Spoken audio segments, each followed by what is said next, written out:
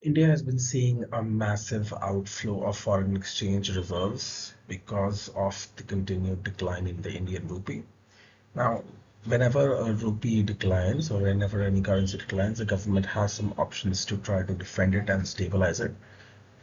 India has some options in the forms of foreign exchange reserves and gold and SDRs.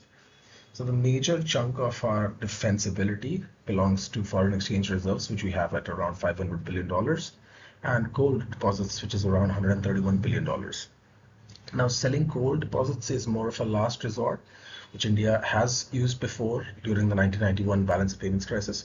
So, as of now, the RBI is sticking to selling foreign exchange reserves so as to defend against the rupee falling so much. As you can see in the graph, specifically, India has had a net outflow of about $12 billion over the past couple of months.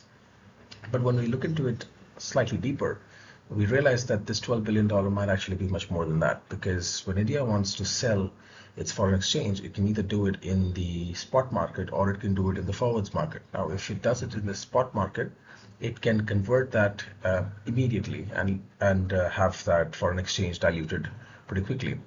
But when they do that, then they receive a lot of rupees, which means that the availability and the liquidity of the Indian rupee in the system, financial system, decreases quite rapidly, which causes, again, issues of inflation and whatnot in the Indian economy. So what they do is they sell it in the forwards market.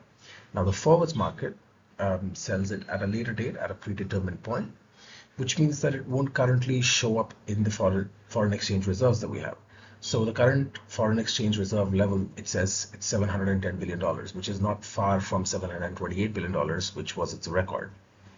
But if we factor in the forward payments, it would be around $500 billion, which is now starting to sound a bit more alarming.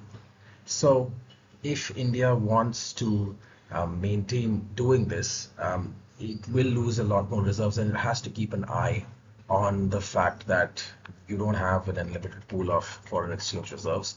But the fact that the rupee has reached levels of 94 and will soon probably reach levels of 98, even 100, according to some researchers like Bernstein, then it looks like India might have to keep selling a bit more because our import basket has a lot of oil. Our import basket will keep getting expensive as the rupee degrades, which means we have to sell more dollars, which means we have to sell more foreign exchange, which again means our rupee will weaken further. So it's a downward spiral that India is up against. What is good about it is that what is a factor is that the entire world is suffering from it. It's not just India, but we just hope that there can be some resolution to the conflict in the geopolitical scene much sooner so that our currency stabilizes.